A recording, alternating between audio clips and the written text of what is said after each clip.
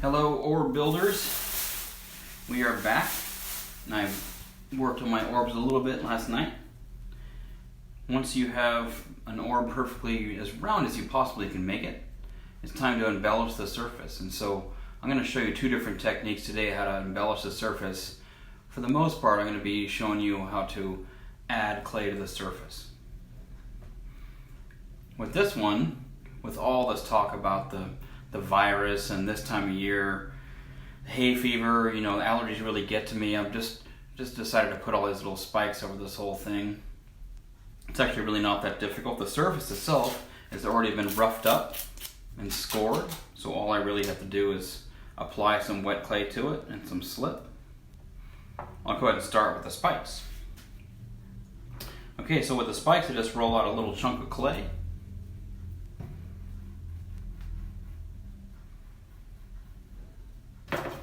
I'm going to chop some off, just a little chunk. I'm going to take this and essentially just pinch it in a circle. I like to push it against my hand or push it against the table. You're kind of just making a little Hershey's Kiss shape. I need then to identify where it's going to go. I have somewhat of a pattern going.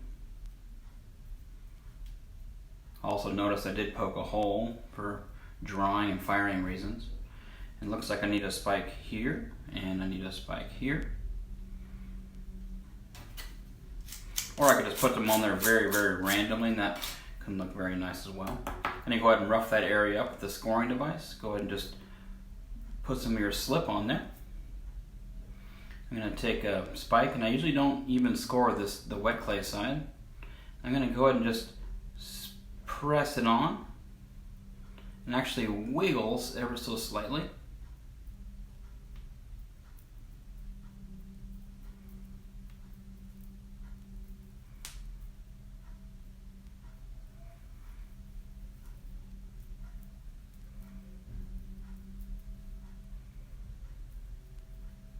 And I'm going to try to blend it in. So anytime you make any connection in ceramics, you really only have two choices. You have a choice to make it look obviously applied, or as if it's growing out of the form itself. And so in this case, I'm opting for the growing out of the side, out of the piece itself. You can see I'm really working that piece down.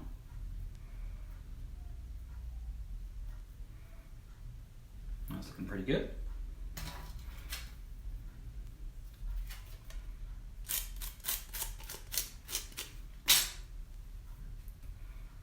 You can get pretty quick with it.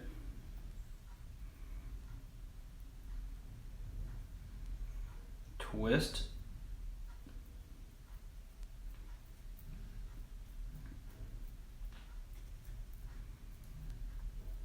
I just feel like I'm pushing this clay down into the body of whatever you're putting them on. In this case, it's the orb.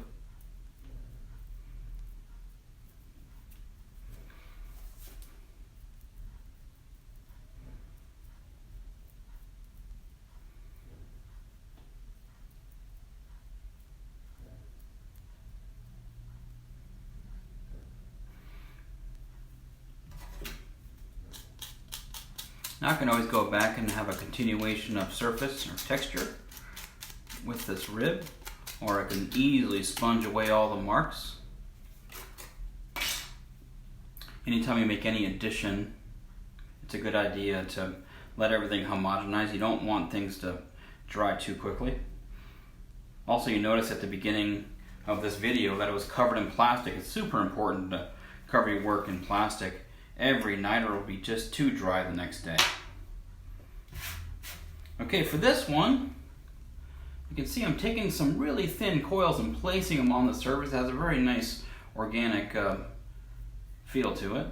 There's all kinds of surface area here.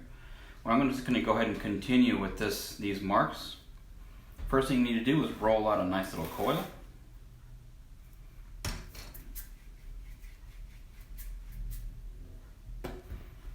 What I want you to do here, if you try this method, is just make sure it tapers a little bit on the ends. It has a real nice natural feel to it.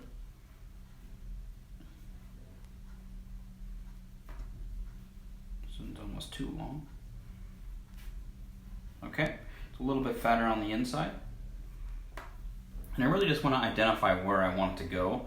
Now this is very free form. I can almost put it anywhere. So I'm going to take some slip. You can see I drew a little preliminary target line. But this is a big, broad brush and the area is all scored and ready to go. I'm going to take my coil, place it on there, and just at first just loosely place it on there. And then you can commit.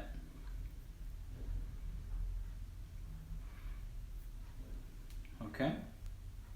So far so good. When I like the way it's placed, where it's placed, I'm going to go ahead and slightly press down.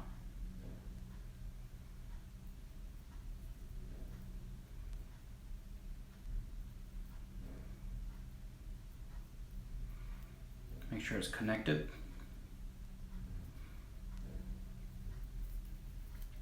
Now I think it's really important next to have a dry finger. So you have, 4 easily accessible fingertips here. So I want to take a dry fingertip and I'm going to pull one side of this clay down. Now the slip itself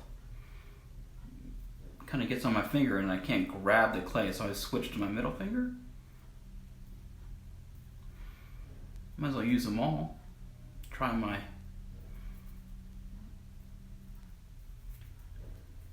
the ring finger, try the thumb.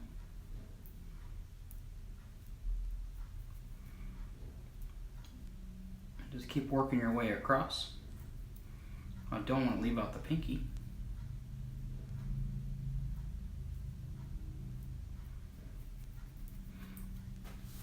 It's a good idea to have a dry towel or something you could easily dry your hands off with. Now you want this to completely blend. You don't really want to see that it's a coil. You want to feel like it's in a natural, like it's naturally created in this way. I had an old professor named Bobby Silverman who used to say, you got to transcend the material. Have the material look as if there was a plausible scenario for existence. I'm going to spend a little bit of time now blending even more.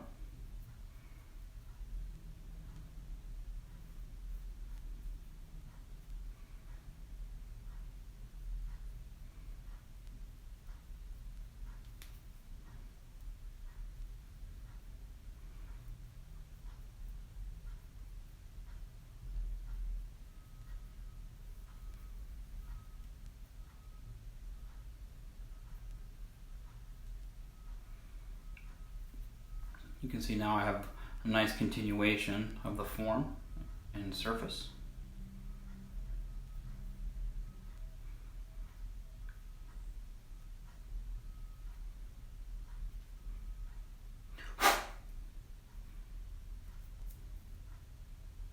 Now when you're trying to personalize your orbs or cups or vases or anything you're making, there's really a few options for surface embellishment. Now this is the clay addition. We're adding clay to the surface. Then there's the clay subtraction, where you're taking a carving tool and subtracting clay from the surface, or a trimming tool. Or you could add colored slip or texture. Texture could be nothing more than taking a needle tool and hitting it in this, in many different spots, thousands of times. Barbecue skewers are great for this, or toothpicks.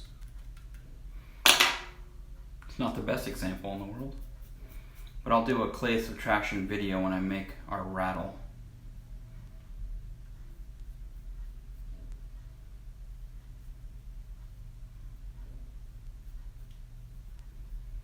But you can see just by simply adding some clay to the surface, it's really changed the complexity of this orb.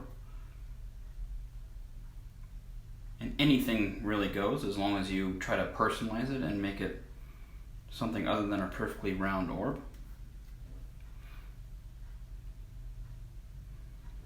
I'm going to let that set up.